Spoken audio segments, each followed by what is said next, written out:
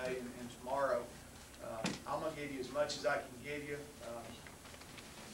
And what I'm going to give you are things that you can take back and use. And the reason I say that is because I've been doing this 4 years. My background is I was 16 years a high school coach in the state of Kentucky.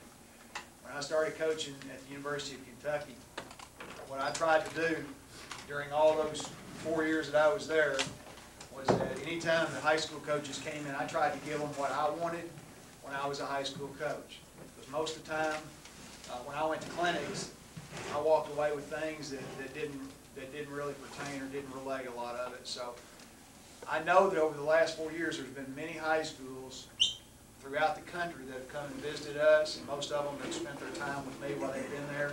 They've taken the information back and they've used it extremely effectively to improve their programs to try to run this offense. This offense is I guess the background and the history of it goes to BYU. In the 1970s when LaVell Edwards took over, I guess it was in the mid to late 70s, is that I think Frank Broyles made the statement he couldn't understand why college and pro coaches weren't beating a path to LaVell Edwards' door. And, you know, the amazing thing was 20-something years later, there still wasn't a group of people beating a path to their door. But the head coach at the University of Kentucky until recently was a guy named Hal Mumme. If you haven't kept up with what's going on in the newspapers, there's been several changes at the University of Kentucky here recently, including myself. I don't coach there anymore. We've had quite a little scandal in ourselves, recruiting and all that good stuff. And there's been a lot of changes that have taken place. But the good thing about what Coach Mumme did was that he went out after he got fired at the University of Texas at El Paso back in the 70s. And he wanted to learn what had made LaVell Edwards so successful. So he committed the next several years to every summer going out and spending hours upon hours upon hours studying what BYU had done. And he adapted the parts of that system that he wanted to take back to high school, which is where he started coaching again at Coppers Cove High School. Took this system, put up some big numbers in high school, then went to a little school called Iowa Wesleyan up in Mount Pleasant, Iowa. Took the system up there and set all kinds of national records throwing the ball. Then got the head job at Valdosta State University in Georgia. Went down there and set numerous records in throwing the football and won a bunch of ball games. And then made an incredible leap from Division II football at Valdosta State to the Southeastern Conference to be the head coach at the University of Kentucky. In the 4 years that we were at the University of Kentucky, we were always in the top 10 in passing in the country. There were a couple of years that we were in the top 5. This last year, actually, we were number 2 in the nation in passing, and we were number 11 in the nation in total offense. And I'm telling you all this just to kind of give you some information. Guys, there's some chairs over here. I don't know how you can grab them and maybe push some of these guys around somewhere or another to get where you can see. It's going to be important if you can to sit somewhere where you can try to see video, because there's going to be quite a bit of video if at all possible. Looks like you can almost make another row somewhere over here, guys. Or if you can see from there, that's fine too. But the reason I'm giving you the background information is because I think it's important to see what's happened with this system and where it's been. At Kentucky, when we came in there, we were 107th in the nation the year before that we arrived in total offense, and then the next year we were in the top 10. And every year thereafter, we were always in the top 10 in offense. We didn't play great defense, but we didn't know how to move the ball and how to score points. And we were able to go back-to-back bowls for the first time in 15 years at the University of Kentucky. Some things happened, and some people broke away. Mike Leach went to the University of Oklahoma, who was our offensive coordinator. Mike went to the University of Oklahoma, put this offense in at the University of Oklahoma. In the first year that he was there with Bob Stoops, they became a top 10 offense immediately, running the same stuff that you're going to see if you watch the next 2 days. You're going to see most of it, and I'm going to try to the best of my ability to teach it to you. And then Mike left and went to Texas Tech. And at Texas Tech this year, their offense was fair. It wasn't as good as what it will be, but it was about 360, 370 a game. And they went to a bowl, and of course you know what Oklahoma did. They won the national championship running this offense in a very simplified manner, because the key to this offense is keeping it simple. The reason I was able, when I went to Kentucky, the first 3 years I coached running backs. The last year I was the offensive coordinator, and the quarterback and receiver coach. And what I was able to do in my mind is that I understood this offense because it was so simple. When Coach Mumme would talk at clinics and I would listen to him, I walked away understanding what he said because of the way that he taught the system and because it was such a simple deal. Sometimes I think we try to make it complicated. So over the next 2 days, I'm going to give you the bits and pieces that to me are extremely important in being effective in running this offense. Since I am no longer coaching at Kentucky right now, I've been speaking at clinics as I've done the last 4 years, and I have a background of going into high schools and high schools coming to me since I've been at Kentucky that have come to me to learn this offense and have gone back and implemented it and have won state championships and have improved their program tremendously. And the word kind of got out in the South about what people had done. So when I've been speaking at clinics the last couple of months, I've had several coaches that have come to me and have asked me, you know, would I come and put this offense in, would I install it at their high school now that I'm officially unemployed? And so I do that. I have a consulting business now where that if you're interested in me coming to your school for a couple of days and putting this offense in, you see this for the next couple of days, see me later and I'll give you the information and I'll be glad to do it. But again, I'm giving you all this information just because I think it's important that you understand where I'm coming from. Number one, I am a high school football coach. I always have been, and I've always considered myself to be. I just happen not to have been coaching high school the last 4 years. The system that I'm going to teach is going to be something that I don't care if you're slow, and I don't care if you're fast. If you teach it effectively and properly, it'll work. If you don't teach it effectively and properly, it won't work, irregardless of what type of talent that you have. So, over the next 2 days, I'm going to try to give you as much as I possibly can. The topic for today, for right now, is dealing with the running backs in a passing offense. To give you some background about what happened with our running backs so you can understand how important they are in this offense is that 1997, 1998, and 1999, you would not have been able to name probably either one of our running backs. Neither one of them were great players. They were both pretty good players, but they weren't great players. One of them was a kid named Anthony White, number 32, if you ever saw us on film. In 3 years, he caught 200 balls out of the backfield. Okay? The other running back, Derek Homer, number 42, just finished this year his eligibility. Derek was a good football player. In the 4 years that Derek was there, he caught about 160 passes in the 4 years that he was there. But the important thing with those two guys is that in 3 years, 97, 98, and 99, I think there's another Gerald there, is that in those 3 years, those two kids had more yards combined than any two running backs in the Southeastern Conference. They had over 2,000 yards per season, over 1,000 each. And every time I would go out and recruit football players, recruit running backs to come to Kentucky, the competition always talked about, well, if you go to Kentucky, you're not ever going to get the ball. All they do is throw the ball. Well, that was totally wrong. The way that we gave the running backs the ball is that each one of those kids averaged about 14 to 17 touches per game. Touches was the key word. They might get 8 carries apiece, and they might get 6 receptions apiece. One game, one of them might get hot, and he might get 20 carries and might get 6 receptions. Anthony White had a couple of games where he had 120, 130, 140 yards rushing, 120, 134 yards receiving. The key is getting on the ball as many ways as possible. And the good thing about this offense is that you can take running backs and adjust how you get on the football to their talent. You can also take running backs that you may not want. I think there's some chairs back there, Coach. That you may not want to touch the football a tremendous amount, and you can still use them as a viable part of this offense. Okay? And those are the things that I'm going to talk to you about today. We'll start with, did you say you want these lights off when I flip this on? I'm not going to keep it on very much because I don't know. All right, very good. These guys can see this. But I just want to talk to you just a couple things here to start with. These are just some little points that don't really mean a whole lot, but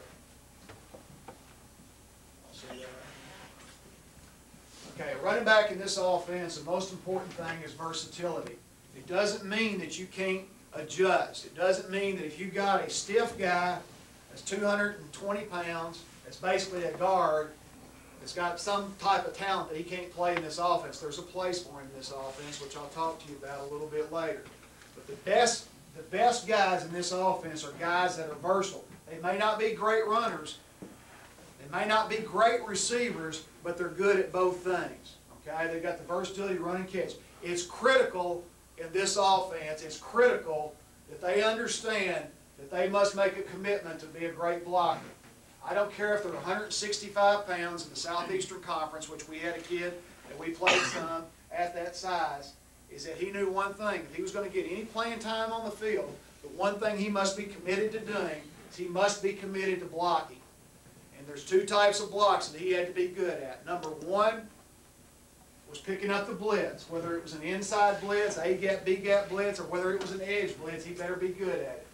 And the only way that he could be good at it was having perfect technique and understanding how to do it, which we'll go through in a minute. The other type of block was a lead block. The great thing about this offense is that most of our quarterbacks preferred to be in the shotgun. So we would spend probably 80% of a ball game in the gun.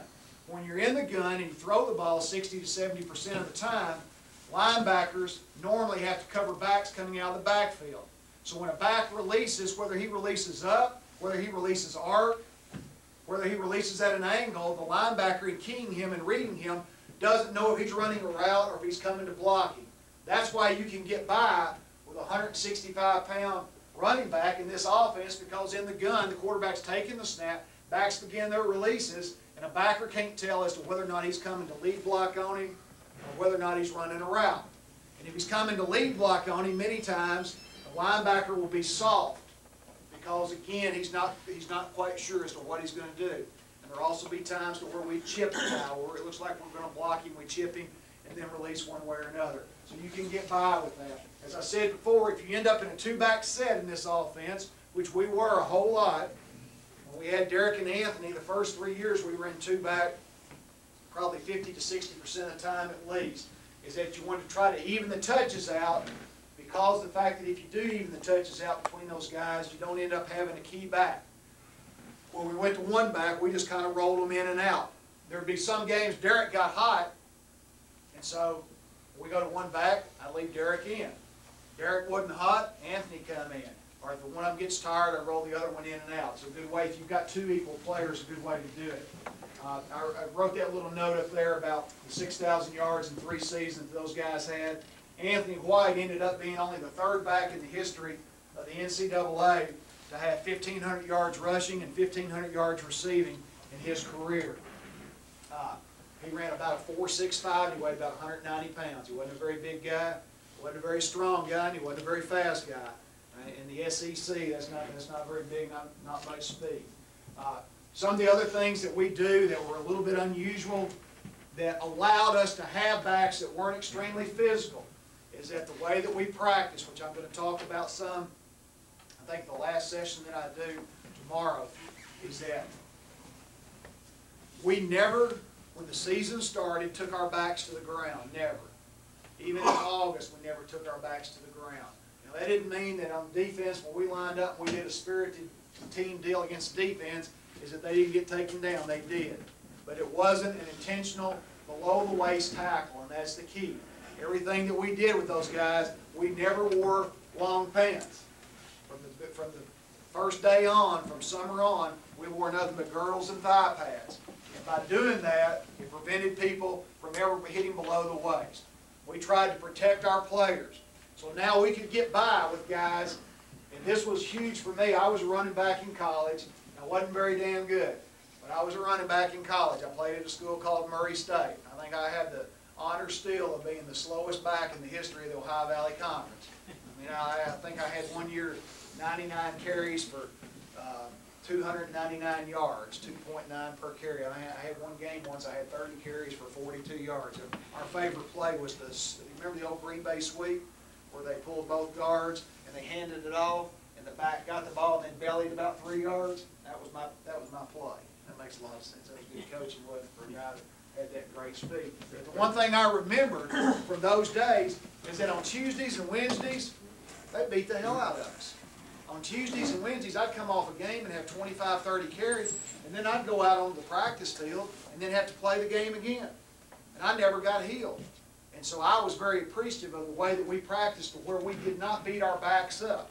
Because then I could have Anthony White being 190 pounds and bench pressing 250 pounds. He wasn't a very strong kid either. But physically, he was able to go out on Saturday and compete because we didn't beat him up in practice. And I think that was a big deal, and it's something that, if I'm a coordinator or a head coach at a college, it's something that I will continue to do. I think you kind of have to help your defense out a little bit. We didn't do that as much as we should have. And that is, you got to have some period of inside, or you got to have a goal line period at least once a week to where you do line up and get after it. The only thing I do is I put in my backup backs and let them get hurt and beat up. The other thing that we didn't do is that we never ran sprints. And you say, well, hell, that's crazy. How'd you get your guys in shape? Well, we got them in shape by making them practice harder. We never practiced more than 2 hours, but if you ever came and watched us practice, every college coach in America that came to the University of Kentucky over the last few years and watched us practice, they walked off the field saying one thing, every one of them: you all get more reps in a shorter period of time than any team in college football. Because from the time that we got onto the field, once we got through our little warm-up stuff, is that our guys knew that they scored on every play and that they were hustling back to get ready for the next deal. If I did a drill, you'll see this in some of the stuff later, if I did a drill on the 20-yard line, they called a ball on a swing pass, they scored a touchdown. If we did a drill against the defense, we're doing, for example, a drill we call bandit drill, where that we start a ball on the 10-yard line, going out. First defense, first offense. Full go, except above the waist. Try not to take them to the ground, which you know how the defense are. They're always going to knock you to the ground anyway. We run a dive play. Guy gets hit, gets knocked down, gets knocked around or whatever. Whenever he got up, he went 90 yards and scored. Okay? Not only did he go 90 yards and scored, but he scored with imagination. Okay? You understand what I mean by imagination? We'll go through it a little bit later. He didn't run just down the field. He ran the way that he would have to run in a ball game. He made moves. He made people miss, imaginary people. That was one thing he did. We did a drill from the 20-yard line, you scored. We do a drill from the 35-yard line, you score. They score every single time they touch the football. So at the end of the day, in a 2-hour period, a running back or a receiver has already scored about 35, 40, 50 touchdowns from an average of 25 to 50 yards. So why at the end of the day would you line them up in a line and say, now we're going to get you in condition? We got them in condition all during the day.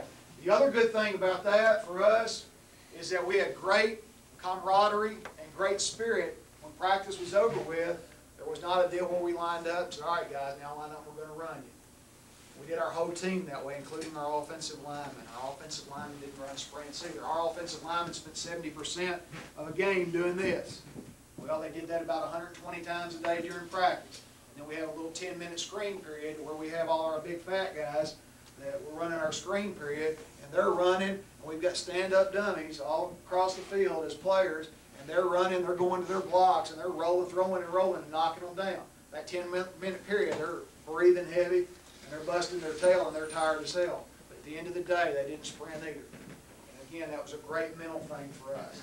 The other thing that we didn't do that was very unusual, and this is the thing that I've been complimented more on by high school coaches in Kentucky than anything that we've done.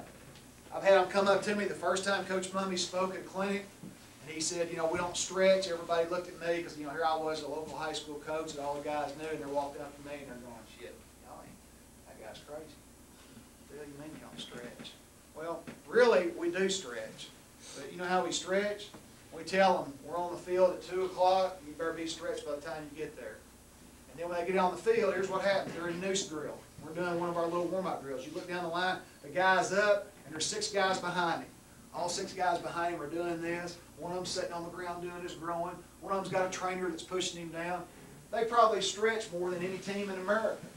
But the deal is that they stretch on their own. If you come into my meeting room before practice, you'll look down and there'll be, when I was coaching running backs, I might have 8 to 10 guys in there, and there might be 6 of them on the ground while the film's going on. They got their head down to their knee, and they're up here watching the video like this because they knew that when we got on the field, is that it was time to go.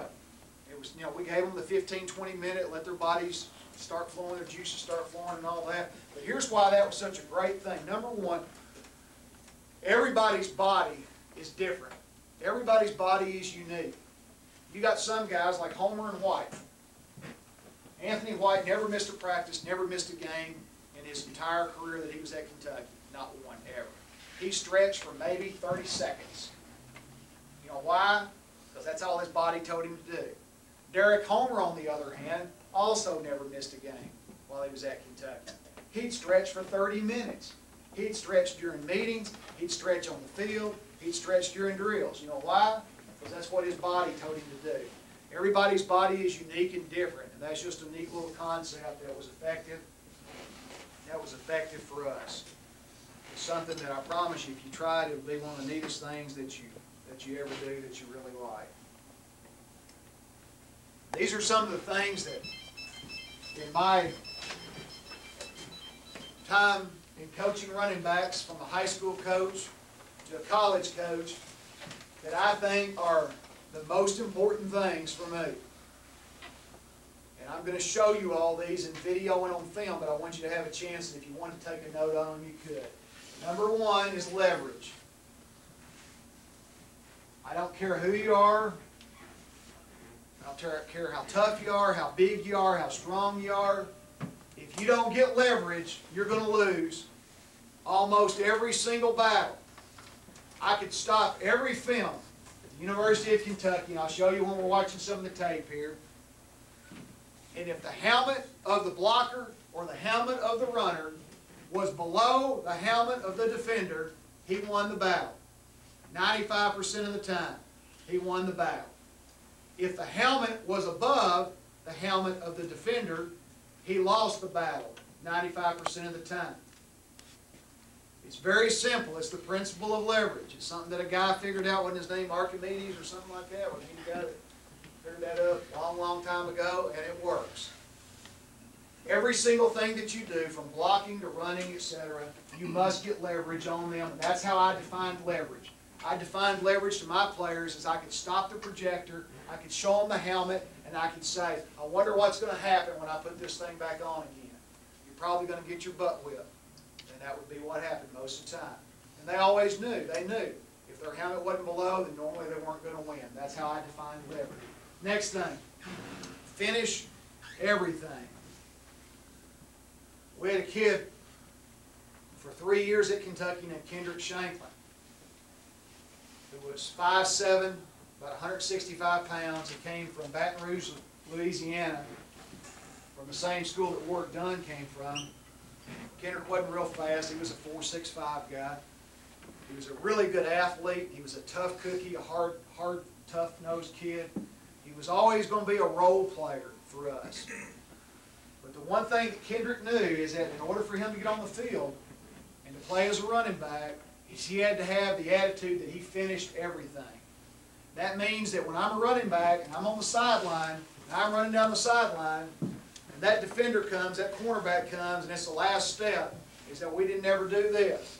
When that defender came on that last step, we were going to get our body down lower than his, we were going to take our free arm, and we were violently going to attack him, and we were going to finish. I wanted it to be an attitude, because in this offense, it's crucial that your receivers and that your backs have the attitude that they must be the attacker. They must be the finisher. They must finish everything that they start. If they have that attitude, this offense works. Because people will say, well, hell, this is a passive offense. This is a damn backup deal. This is a deal that, candy basketball players can play. And you know what? They're right. That's the great thing about it, is that you can honestly go into basketball class, into gym class, and you can tell that guy that you were drooling to get him out. You can say, hey, guess what, big boy? We're putting this deal in. We're going to throw it about 60 times a game, and I ain't ever going to let you get hit. All you got to do is just come out and play a little bit. And when they find out what's going on, when you're competing against all the things that you got to compete against today to recruit, the hardest recruiting in the world is high school coaches today, is trying to recruit against MTV, trying to recruit against soccer, trying to recruit against all the other things that kids have to do to get them out to play. To go out and sweat and do all this stuff and So that's a great thing about this deal.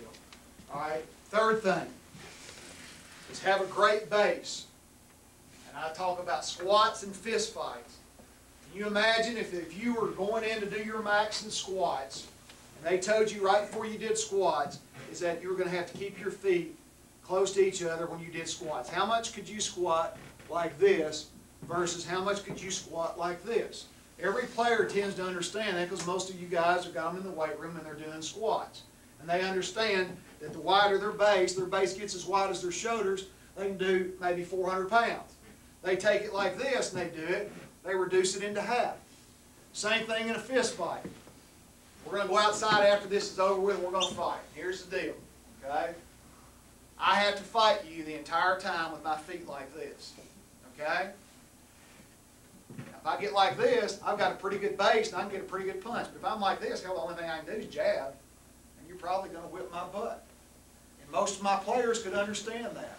So they had to understand is that everything that they did, they had to get a great base, especially in the principles of blocking. If they had a great base, they had a great chance of victory. If they didn't have a great base, they ain't got much of a problem. Again, you'll see that in film. Another very important thing was imagination.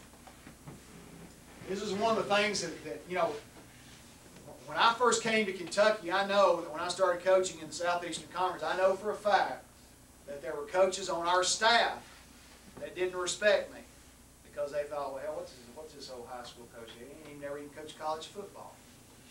And I know there were probably coaches in the SEC that didn't respect me, and they're probably rightfully so in some ways. But the reason they didn't was wrong, because they were saying, well, this old guy, you know, is nothing but hell. You guys know. I mean, I can tell you this: after 4 years in the Southeastern Conference, the best coaches in the country are high school football coaches. They ain't even close.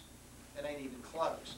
Because what we do is we get to go out and pick good players, and then let them do it after they've already been taught by you what to do. What you got to do is take bad players and make them good players. That's not what we do. We go out and pick them and go, shit, this guy here's good. Let's take him. Then all of a sudden act like we're good coaches. High school coaches got to go out and pick a guy that's bad because he's the only one they can get out, and they got to make him good because your administration doesn't care and your fans don't care. They're going to fire you if you lose, just like they do with us.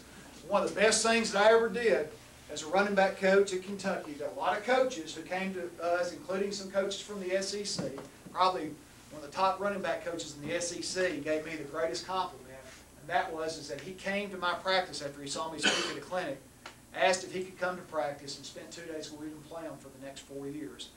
Practices to see how I coached some of the things that we did. And this was one of the things that he went back with, was imagination scoring. Every single drill that you do with your backs, you should make them score with imagination.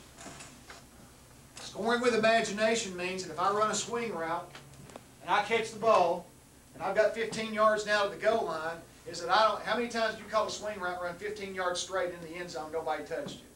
It don't happen, right? There's going to be somebody. More than likely, you're going to have to make a defender miss within 5 yards. So why not do that every time that you do it? Why not make an imaginary defender miss? Now, why not have him cut all the way back from one hash to the other hash? There would be days to where we would do drills, and I'd go out on the field maybe once every 2 weeks, and I'd say, all right, guys, it's double hash mark day. They'd all look at me and go, oh, shit. There's Franklin. What's wrong with him again?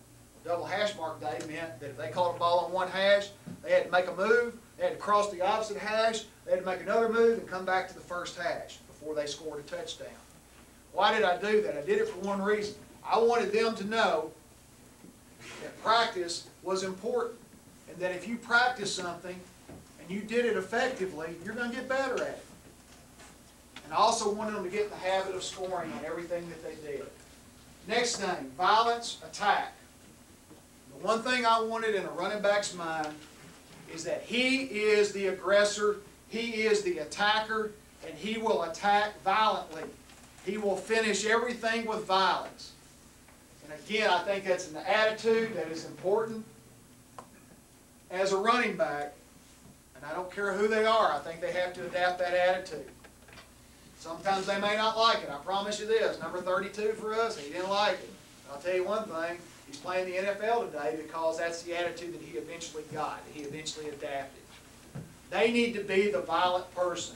They don't need to look at this as the defender is about them. They need to have all the juice and all that. That's great. They got all that stuff that makes them miss, which you'll see with 32. That's what he had. You know, I don't coach that stuff. I mean, anybody tells me that they can coach them how to make moves, I need to talk to you when it's done so y'all can teach me, because I don't know how to do it. I just know that some of them got them and some of them don't. But I can teach them how to violently finish something. Next thing here, really important. One of the best things that I do in coaching, I think, is exaggerate the look.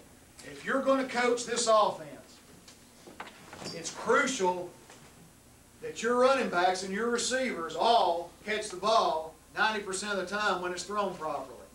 Because if not, this offense isn't going to work. If you're going to be effective in this offense, you've got to get your guys to exaggerate the look on every drill. And here's what I mean by exaggerate the look, and you'll see it in some of the video, is that when the football is thrown to me, when I'm doing my drill work, is that I take my eyes and I exaggerate. When the ball hits my hands, my eyes haven't come off. I start to squeeze the ball. I start to cover the point. My eyes are still on the football. As I start to turn up the field and I start to make the tuck, my eyes are on the ball. When do they do this? They do this in drills. They do it in noose drill. They do it in pat and go drill.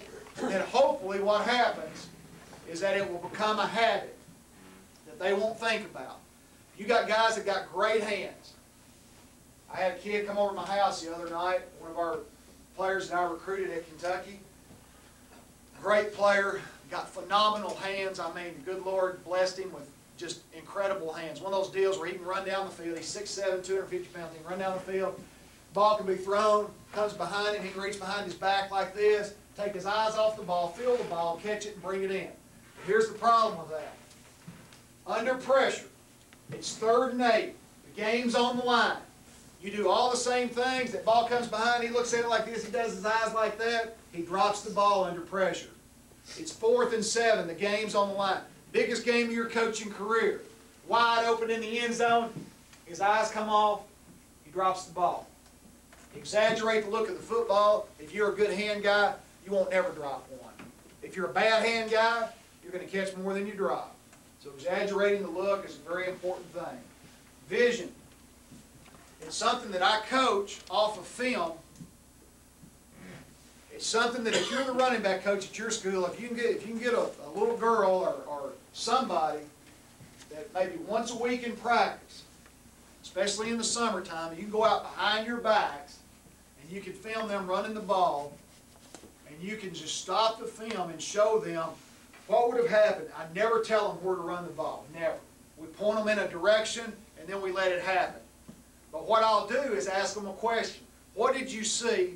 And do you see this right here? Do you think maybe that might have been a better decision? Not that it is the best decision. The decision they make is the best one because that's the one that they made. But what I want them to do is constantly be aware that when I take the handoff is that my eyes are scanning. I'm like a point guard coming down.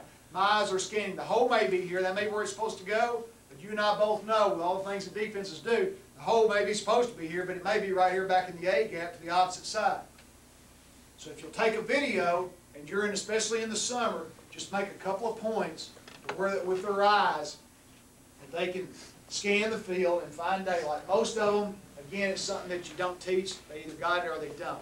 But you can help them a little bit. You can make them aware of it. I am huge on this deal right here with running back. Don't overcoach. I strongly believe that you can improve on the little things, and in high school you can improve probably more than you can in college. I know you can, because most of the time they've already been coached pretty well before they get there. But the one thing that you got to be careful about is trying to overcoach a back. If you've got a back that 80% of the time he hits the right hole, he finds daylight, and he messes up 20% of the time, don't overcoach him, just make him aware of it. If you overcoach a guy and you make him think too much as a running back, he's not going to be very effective. A couple other things here. For me, in this offense, having an up stance is the best way to do it. When I say an up stance, I mean without a hand on the ground. All of our backs were always up.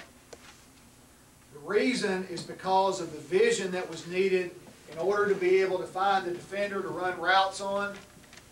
And even though I personally, when I was a running back, liked being down better, because I was in the old split back veer when I was a high school back.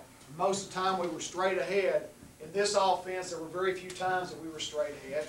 There were very few times that we hit a hole 100 miles an hour straight ahead. Most of the time we were hitting an area and then moving to a direction.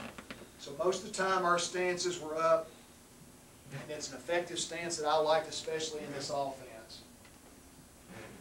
In the shotgun, the depth and width of the backs, you have to adjust it with your quarterback, but what I like them to be is to try to be their heels on his toes. Their heels on his toes. So if the quarterback's toes were at 5 yards, and their heels would be slightly up in front. What we normally wanted with width, it depended upon the play, but what I'd like for them to be, we had 2-foot splits with the O-line, is to be outside leg split with his pee hole on the outside leg of the tackle. Now sometimes they cheated for various reasons, as you'll see in film, but that was the best normal alignment in this offense. Any questions so far on any of that? Sir? Usually 5 yards is where we set the quarterback in the gun. So that normally put the back somewhere between 4.5 to 5 with his heels. When we were in split backs, which again was our base formation.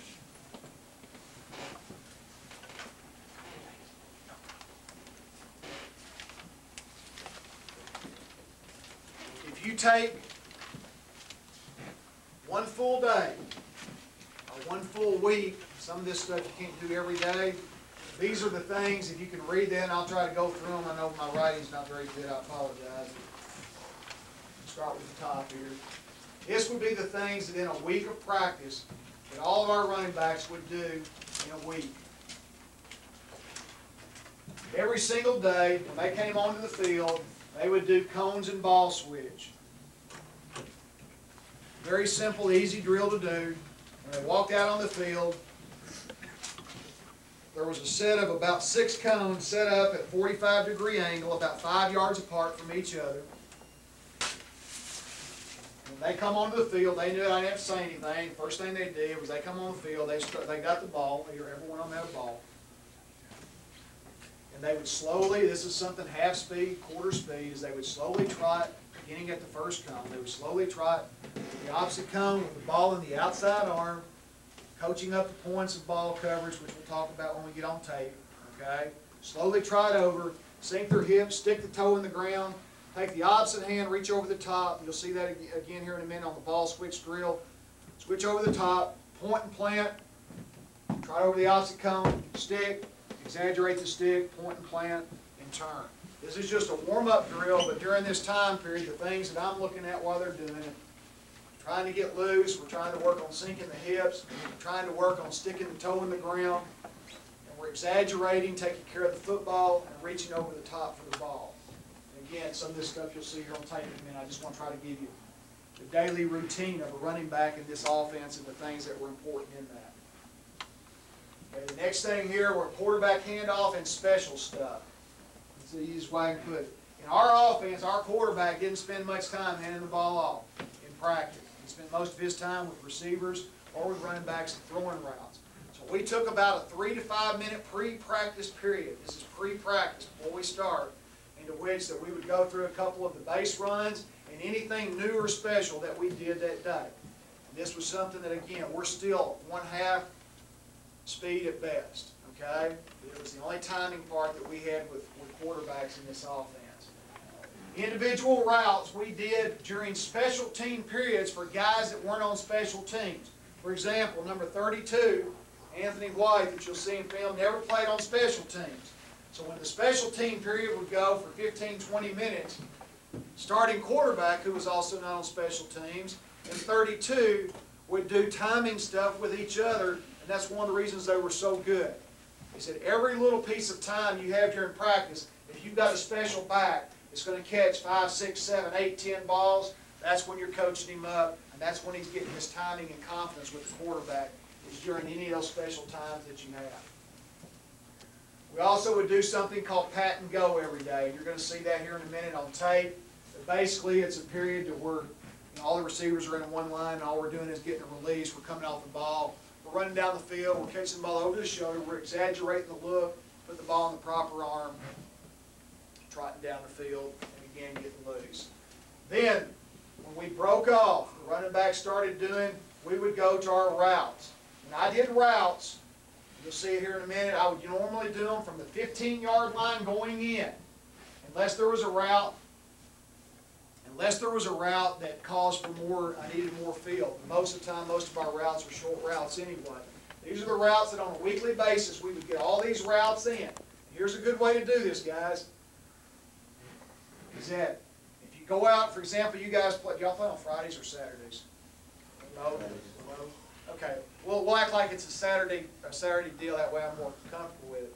Is that on a Monday, a Tuesday, a Wednesday, a Thursday, I'm going to alternate where I do my routes. I'm going to do Monday on the right hash, Tuesday in the middle of the field. Wednesday I'm going to do routes from the left hash.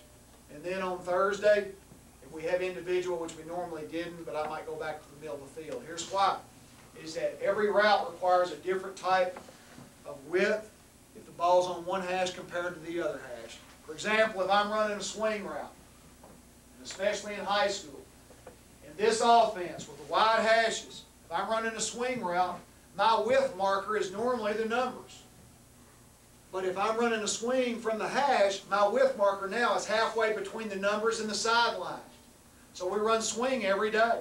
So the ball's on the right hash, I check, I release, I start on the swing. I've got to know the different field from the right hash and from the middle of the field to run a swing to the right.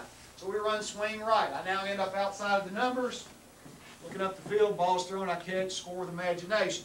Now, we're running swing left, ball's still on the right hash. Now, totally different deal. I'm running to the left now. I've got wide way to go to get to the numbers. Takes me more steps, more timing. So now we run swing left, I've got a longer way to go. My head adjusts back as I run the route. But if you'll do that during the week and go different places on the field, it's not such a big deal. And I promise you, the little things, how you practice this offense, are the most important. In a week, and you'll see all this stuff here on tape here in a little while, these are the routes that we would end up running. Swing, what I call a shoot route, and again, you'll see it on tape. Angle, option route, seam route, wheel, a chip hot route, where a backer blitzes, and we hot him, but we chip him first, arrow route, and then a hot swing route. We would go from there to our strip and wrong arm drill, which you'll see on tape here in a minute. And from strip and wrong arm drill, we would then go to our pass protection, which is Bertha, B-E-R-T-H-A, the big Bertha, and what I call edge blitz drill. And again, we'll go over those on tape. Lead block drill on one-man sled. Great motivation for running backs. When I went to BYU 4 years ago, I talked to Lance Reynolds, who was their running back coach. He said, here's the best motivation, and here's how you do your drills. You do your drills against each other, not against the defense. Under one condition. They do a good job. Running backs all of a sudden don't pick up the blitz. The quarterback gets killed. Guess what we do the next day? We call the linebacker coach up. We say, hey, coach, you need some blitz stuff? The linebacker coaches love that, because they get to come down, line up 8 yards away from you and come run over your backs, right? With no quarterback involved or anything, just beat the hell out of you. So they like doing that. Linebackers love doing it. Running backs hate it because it's not fair. It don't work right. They get killed. Okay, so that's a great motivation. Do it. We won't do that. If you don't do a good job, you don't show courage, we're going to call the linebackers up, send them down, let them beat the hell out of you for a while. Okay? All right, lead block on one-man sled. Finish on one-man sled. Finish drill. And again, I'll show you these on film here in a minute. Then we would go to screen blocks. For us, our wide receiver screens were huge in this offense. We would throw anywhere from as few as 6 or 7 a game to as many as 12 to 15 a game.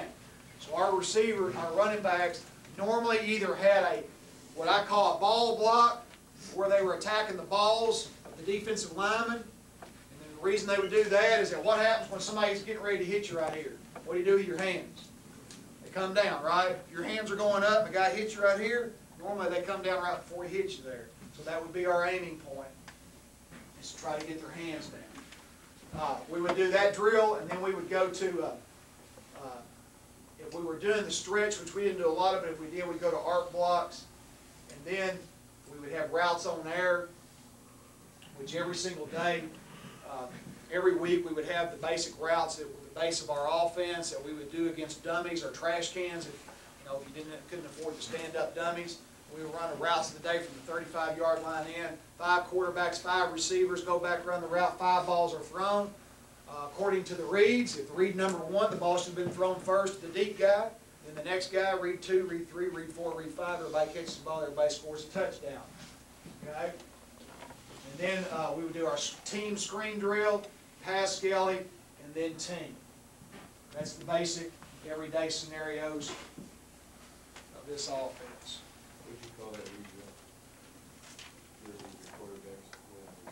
Routes on air. Routes on air? Yeah, routes on air was a drill that 5 quarterbacks, shoulder to shoulder. We want them operating in tight quarters, just like they would in a ball game. Now, if you don't have 5 quarterbacks, you got 2 quarterbacks and you got 3 coaches or 2 managers, somebody. The key is to have the receivers, running the routes together, and then the quarterbacks making the reads all at the same time. So if I'm the starting quarterback, it's usually my deal. Let's say that I'm starting with I've got number 1. I've got my first read of the progression of reads, and we're running Y across, so he's got X. So we all go into our drops. He does his cadence. We all go into our drops. We all set at the same pace. All 5 quarterbacks are set now, okay? First quarterback to throw the ball should be the guy that has the number 1 read. So he steps up and throws the ball. Second guy to throw the ball should be the guy who has Y on the cross. He's thrown the ball now. Third quarterback's got H. Fourth quarterback's got the swing. The other quarterback has the Z. Now the quarterback switches, okay? He moves over a notch, and he says, I got Y. And then he tells everybody else who they got. It's a great way to teach your quarterback progression to read. He tells all the other QBs, you got X, you got Z, you got F over here. Okay, they all communicate to each other. Now they go back again. Now the guy in the middle, who maybe was the backup quarterback, he threw the first read. Next quarterback throws to the Y, and so on, like that. You mix those up during the week. With us, it was always 5 basic routes that we would run. Our basic drop back pass series that we would run on a weekly basis. Okay. Anybody else have a question?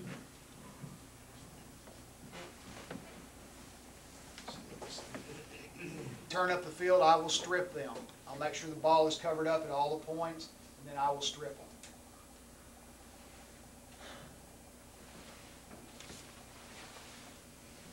Good drill to start the day off with. High schools all throughout the state of Kentucky and Alabama, which I've done quite a bit in Alabama recruiting and stuff, do this drill. Another drill that we do on a daily basis with running backs and receivers is called pat and go. All we're doing is we're patting the ball. Instead of making a sound, we pat the ball, and when we pat it, the receiver takes off on his release. We're going at about 3/4, half to 3/4 speed now. We're trying to work on staying near the top of the numbers. The ball will lead us off the numbers, and again, what we're trying to do in this drill is to exaggerate the look of the football. Catch the ball over our outside pad. The ball should lead us to the outside away from the nearest defender. For running backs, they don't catch this many deep balls unless you're flexing them out. But you can see they're working on the release. But the one thing that it does for them is it helps them to do catch the ball over their shoulder when they run a wheel route or a seam route. And the main thing is we're exaggerating the look of the football. Okay? Any questions on that? 2 good little drills to kind of start the day off with to get your quarterbacks loose.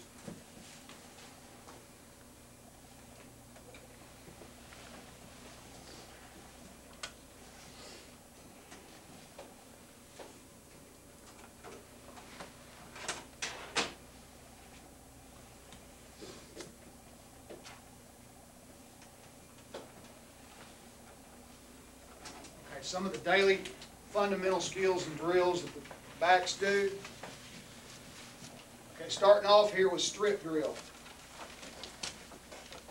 Every single day we did this drill. And then a good friend of mine, Sonny Dykes, is coaching wide receivers at Texas Tech, and he was our tight end coach for a couple years at Kentucky.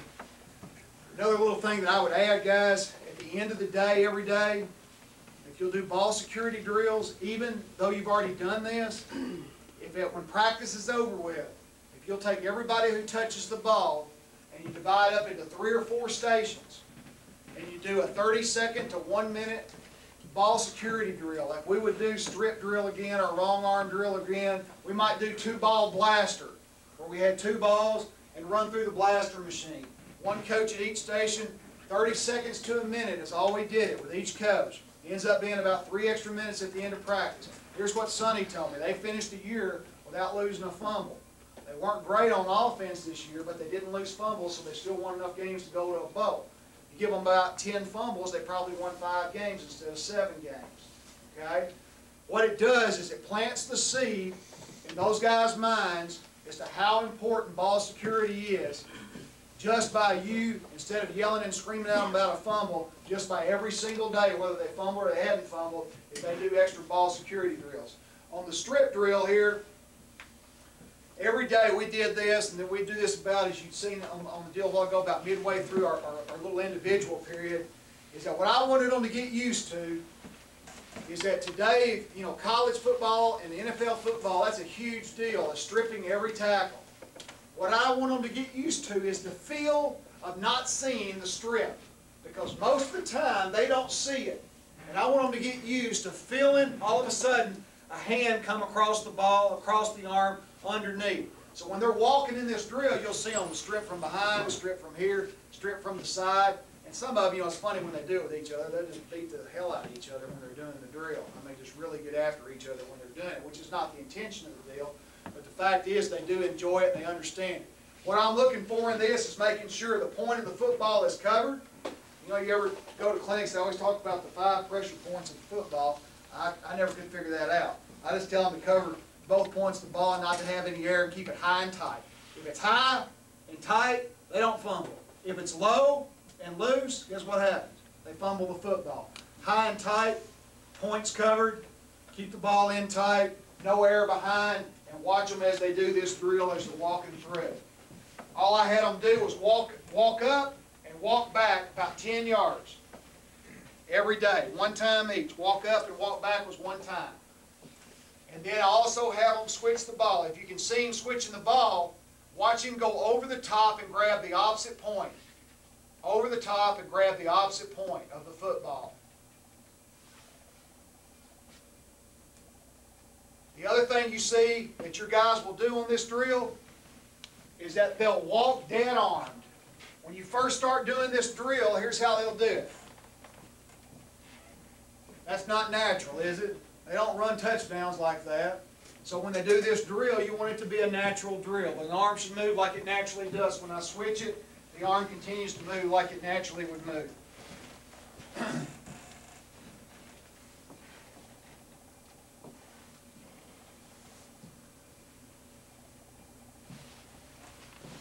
When you got a short arm guy like old Homer here, it's harder for them. They really struggle because the ball is actually longer than the width of their arm there.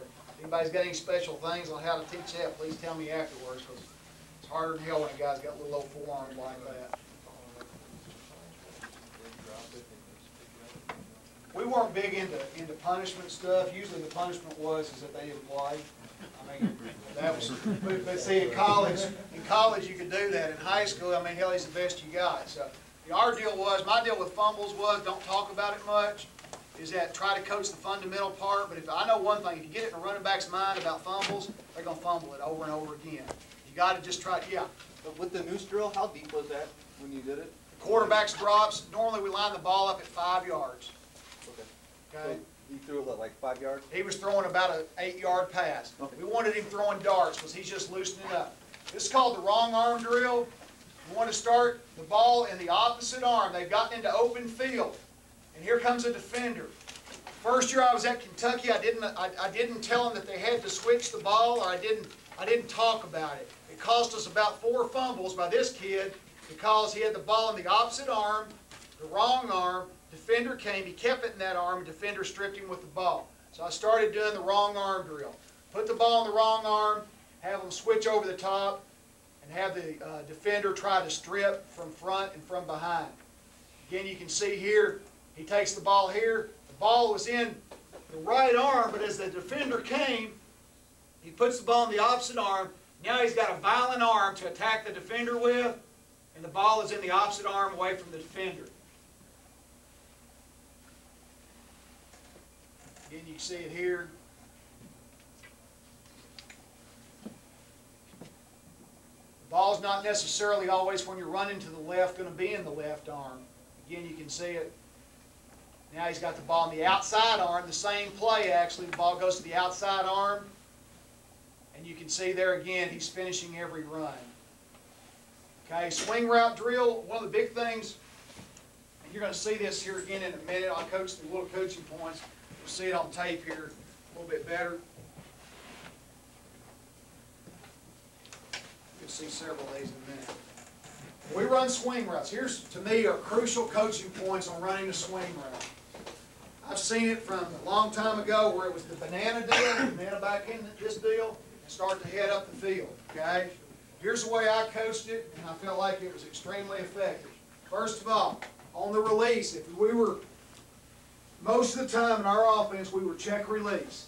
We were checking either Sam or Will, who we identified as Sam or Will, and then if they didn't come, we were we picked them up on the blitz. So to do that effectively, from a nice stance, head and eyes up, once I checked him, what I did is I started off like I was stealing second base. When I had my release, I wanted to start like I was stealing second base. Here's why. They delay blitz me or I miss it. I slide back and pick the blitz up. Do it the other way, I open and turn, here he comes. I'm not in position now, I can come back, but I'm probably not going to be in position to make the block. So when we start the swing route, we'd like for them to start like they're stealing second base. Just like this. Here I go, I'm stealing second base. Now I've opened up, he's not coming. Now I want to open up, and when I run, this is one of the hardest things, and I don't understand it, but it's one of the most difficult things even guys that we've recruited or good players have a hard time with, is that my body wants to go where I'm going. I want my body to go in that direction, but I also want my head to turn back to the quarterback because he may throw it to me quick. I want to go eyes back, eyes out to the grass, eyes out to where I'm eventually going to end up or where the defender's going to end up. So if I'm not covered, I can yell like crazy for the ball. Eyes back, eyes to the grass. Eyes back, eyes to the grass. Well, here's what happens when they do that. It's Tarkov, and here they go, and now they want to open their whole body up. And now what do they end up doing? They end up running karaoke. Now a ball is thrown, and they have a difficult time adjusting to the football. So it's a big deal in coaching this deal. I had one kid it's taken him a year and a half where he was halfway decent at it, is that I want them to get where their eyes go there, and then it just comes back over the shoulder. Now here's the other thing that happens. They have a tendency to do what? To start gaining ground up the field. I don't want them to gain ground. I want the depth to be the same depth that they lined up at. They lined up at 5 yards deep. When they release, I want them to be 5 yards deep. Defensive end gets too far up the field. I had to wait a second. I went under him. Now I want to regain my depth. I want to get back to that 5 yard deal. Here's why. It's a great way to coach them on this. Is that if you gain ground, here I am at 5, now I'm at 3. Now when I get to the numbers, I'm at 2 or 1. What is the quarterback naturally going to do when he throws you the ball? Lead. He's going to lead you. The defender is in a zone drop and drop back to 7 yards. Now you got about a 17-yard throw. He turns, he throws you the ball, you're about a yard from the line of scrimmage. He naturally leads you up the field. What did he just do? He got you killed. That guy blows your head up, right? Or worse than that, he intercepts it and takes it all the way back. So it's not very difficult for me to explain to my guys as to why you better get your depth. It's because now the same deal happens. I'm at 5 yards, I'm at 5 yards, I'm at 5 yards. Ball's thrown, naturally leads me up the field. I catch the ball 2 yards now from the line of scrimmage. Defender was 7 yards deep, here he comes. 5 yards of separation between us now. I'm one-on-one with that defender. I've got a chance now, okay? So that's important coaching points on running that deal and then using their imagination. Use your imagination, as you'll see, to finish the runs and to score.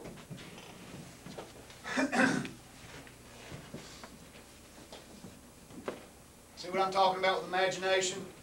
And finish the run. So he can get his body down low every time he gets to the end zone, he finishes the run. Another big route for us, and again, what I'm going to do, what time did I finish? I finished at like 27 minutes. Is that right? Okay. I'm gonna run through this here because I want you to see some game shots. But if we run the swing so much and the shoot so much, is that one of the best routes, especially when we had this kid, was called an angle. An angle was kind of halfway between a shoot and a swing, and then when we got to about the 6th step, it was kind of a feel deal, really. This kid here could feel it. The other kid I had after him didn't feel it as well. Is that he wanted to stick his toe in the ground. The defender's coming at a hard angle now to get him and cut back across his face. So we stick our toe in the ground, cut back across his face. And again, imagination, make somebody miss, finish the run. Starts like he's stealing second base, gets to almost the 6th step, sticks, comes back underneath the linebacker now. It's zone drop, he catches it in front of him, put the ball away, make somebody miss, and finish the run with a violent forearm. Option routes. Great thing about option routes, guys, is this. Bill Walsh made this statement several years ago. He said, how do you teach a guy to run an option route? He said, find somebody who can run one and then let them do it.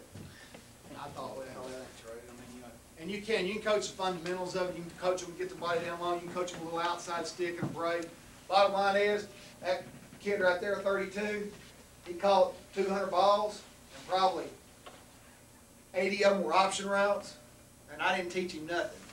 He could do it. He was good at it. I know they don't help you none, but here's what it helps you do. Go recruit.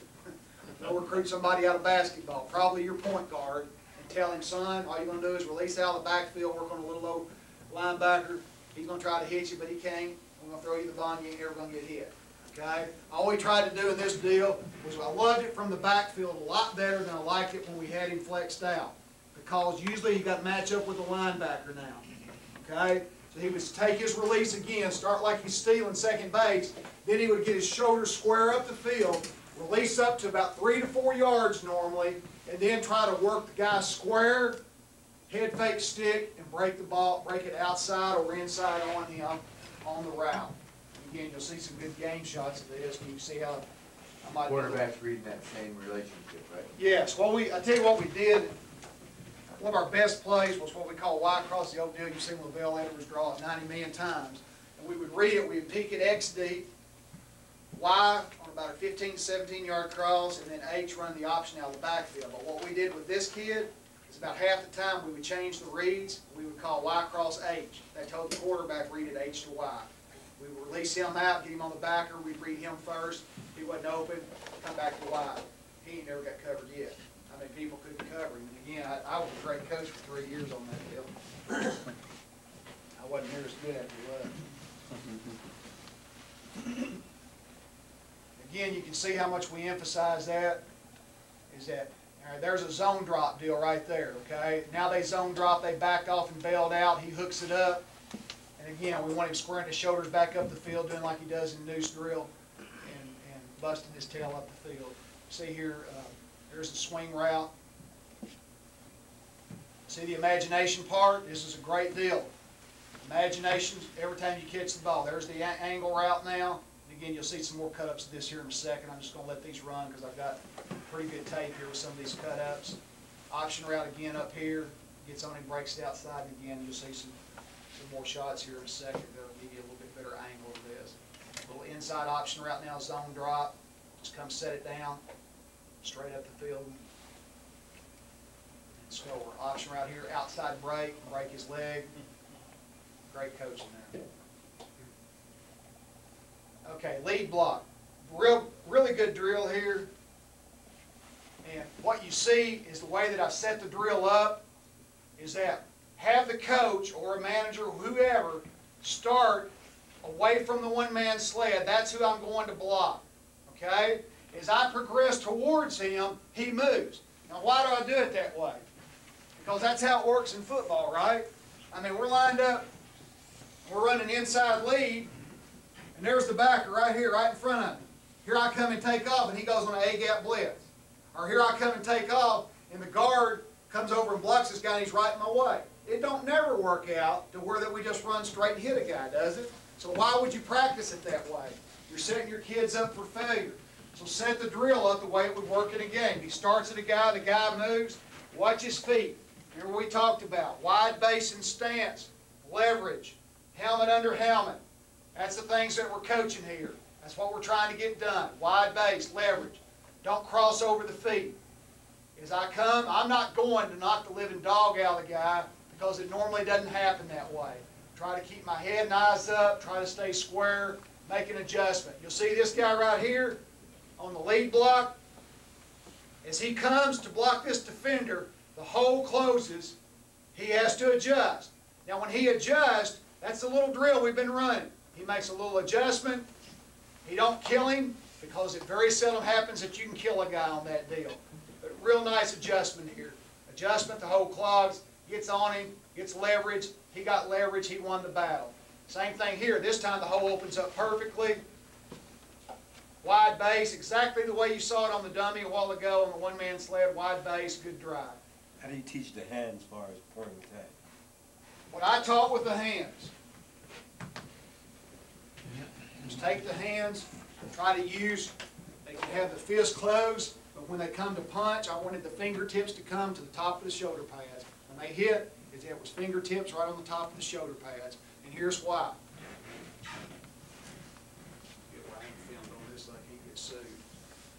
Normally, God filming me here. Okay.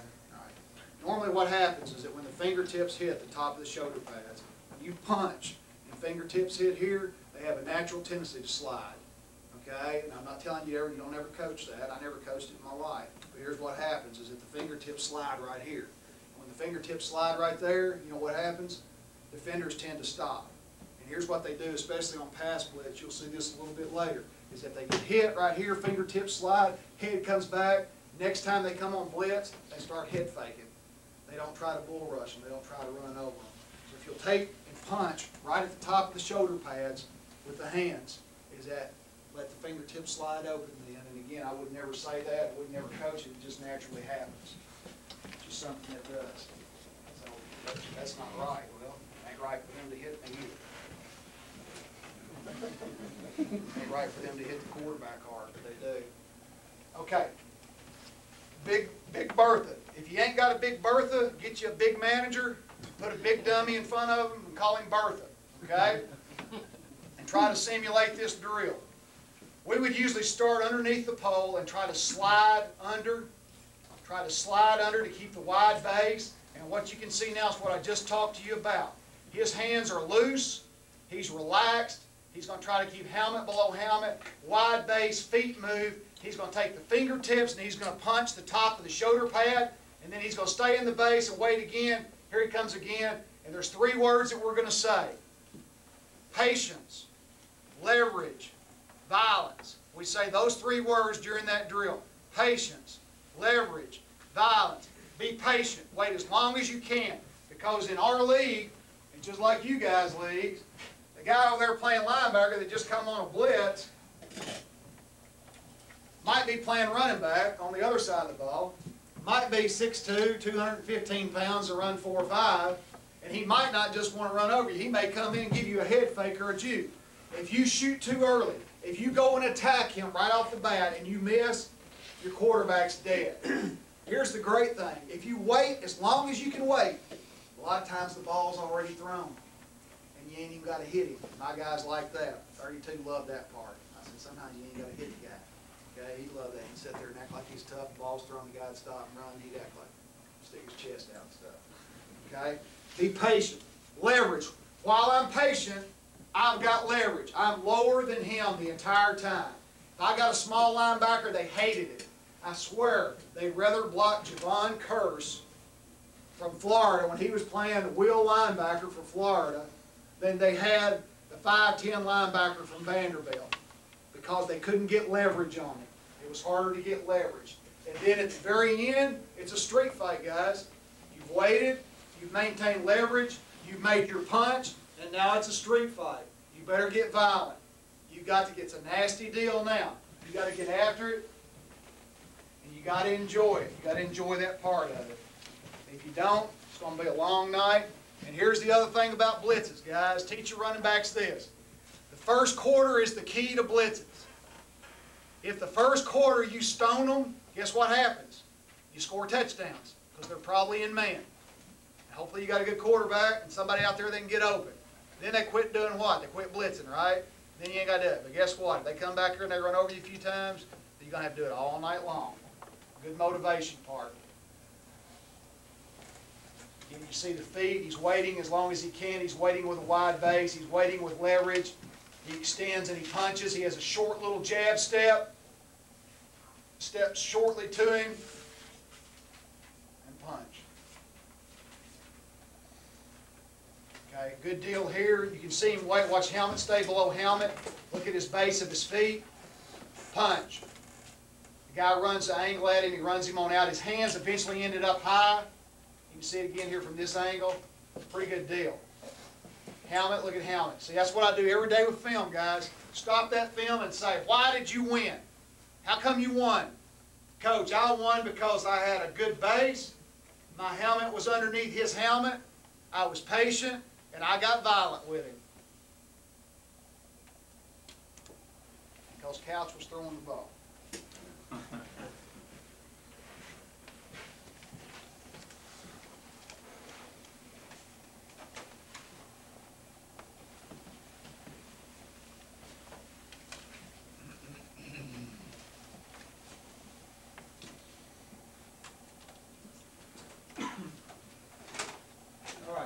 Some good cut-ups here, guys. Got about 15 minutes left. Try to get as much as I can so you can see some of the routes and some of the techniques again. Starting off here with blitz. You get to see a few more blitz pickups and just re-emphasize the things that we talked about so far.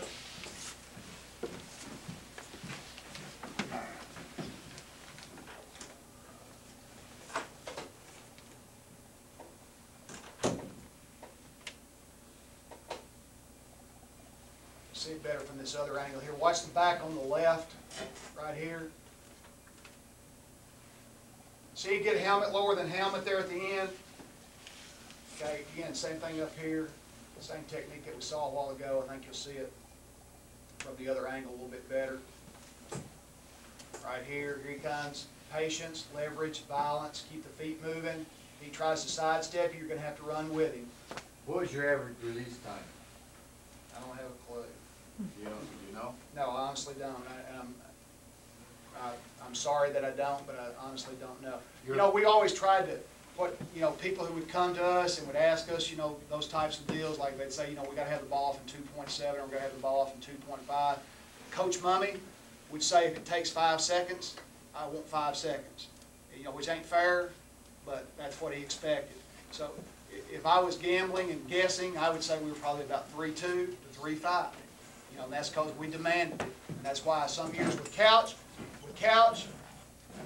he had such great feet and quick release. We threw the ball 50 times a game. It took about 15 sacks. Each season that he was there as the quarterback, which is pretty darn good, on relationships to the throws that we had. With Bonner, in the third year that we were there, we took a lot more sacks because he held the ball a little bit longer and our O-line was terrible. And this last year we didn't take near as many, but I wish we'd taken more. We'd probably did better if we'd taken more sacks. Okay, again here, see Homer come and get square up. That's a pretty good picture there.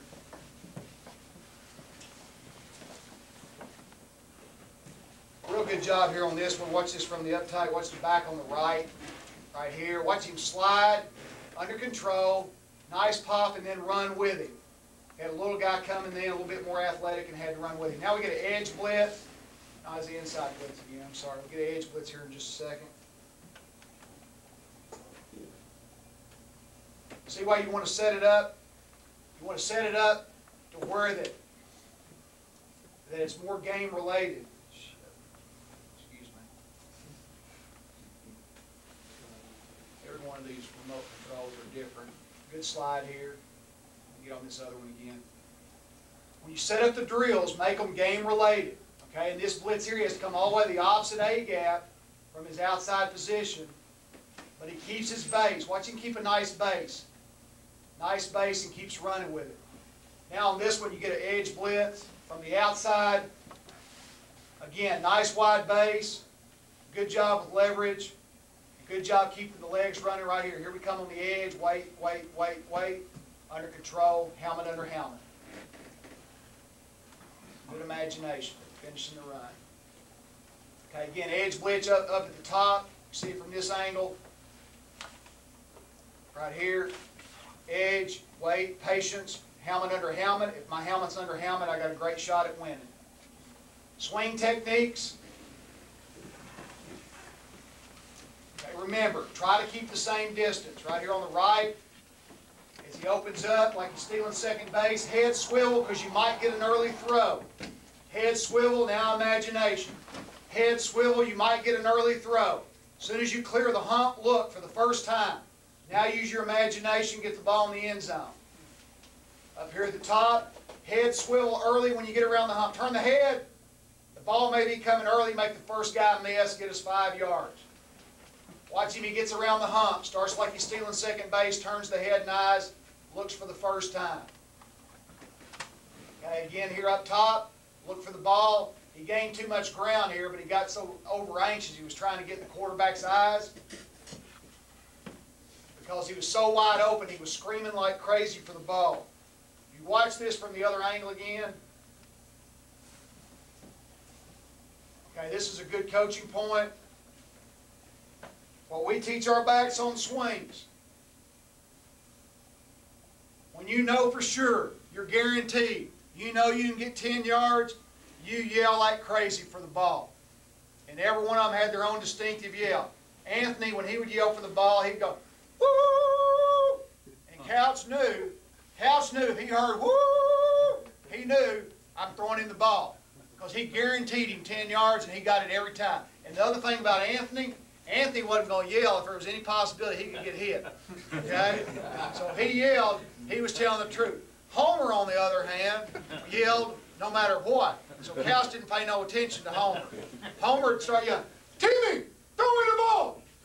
That'd be his deal. He'd come back every time he'd say, I was open, you know, when we go back and watch film, there's somebody fixing to nail him. But he didn't care, he just wanted the ball.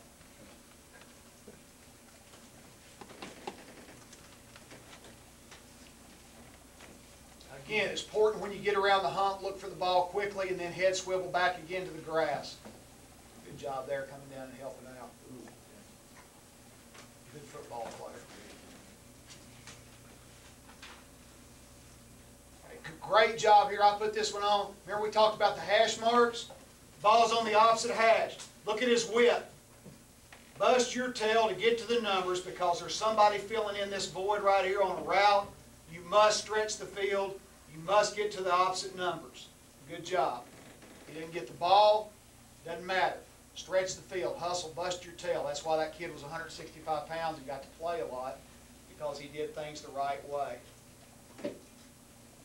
Again here, busting his tail, keep moving over, regained his ground, got back outside. You can see there again why you can't gain ground while you're moving up the field. Couch leads him up the field a little bit. Okay, great job here on this one. You watch him, actually, yeah, he comes back to the ball. You can see it better from this angle. Does a great job. The ball is thrown. He works back to the ball. If he'd gained ground here, he'd have never had a possibility of making a play. Tim gets in trouble. Watch him come back hard to the ball. Makes the first defender miss. Again, open field imagination, huge deal. Again here, keep working wide, keep working wide, keep working wide. Keep working to the numbers from the opposite hash. Work to the numbers. Okay, good picture of the angle route, guys. Starts him off, gets about 4 to 5 steps. They zone drop it, catches it underneath. Watch him sell him with his eyes. See him turn his head? He sold him with his eyeballs. It was spot drop, breaks it back underneath him. Again here.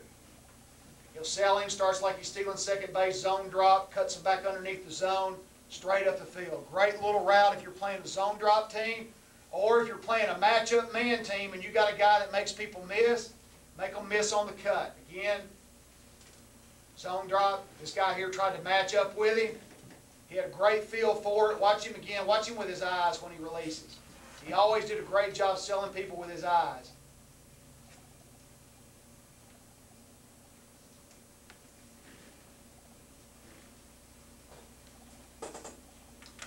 Again, that's more guys of finding a guy who can do that stuff and letting them do it than it is anything else. Try to get here to a couple more. Got the angles. let's see a couple of good option routes. Okay, comes back here. All he does is turn them because they had a little blitz deal and they left him in an open void. He probably should have turned outside, but he turned back inside because he was so open. Again, here now, zone drop. If you get defensive linemen in zone blitzes, you should be happy. Watch what this guy does here. Watch this. Zone blitz. He's going to now tackle a running back, right? No.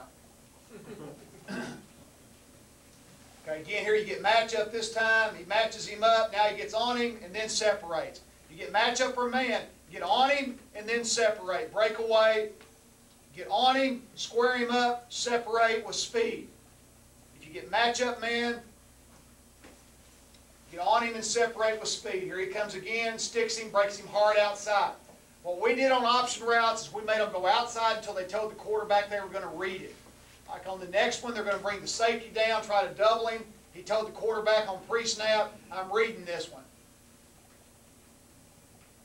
Not this one, let's do the next one. He breaks that one outside. We had like 3 in a row against these guys, and he came back and he told him, he says, I'm going to read the next one. And he'll break it back to the inside on it. This is it here. Watch this. Stick.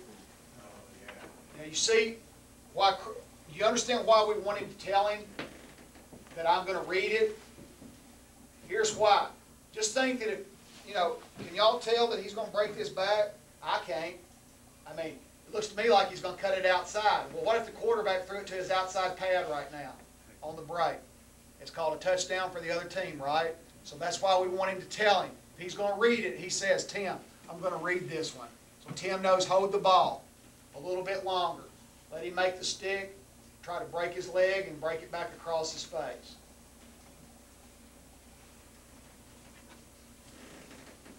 And then get up the field and make positive yards.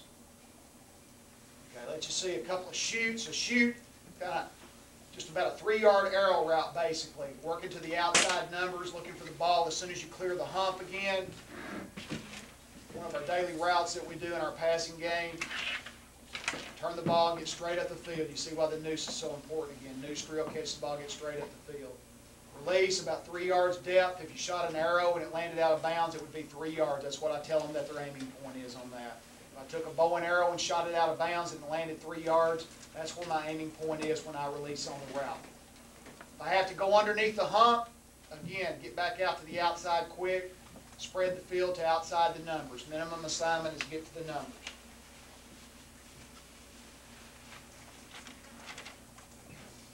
Got through most of it here, guys. Let me stop this here just for a second.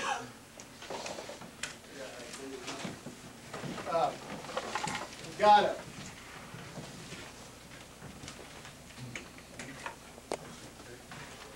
what I'll try to do, if you're going to be here, tomorrow, I think I've got 4 sessions tomorrow, is try to give you as much as you need.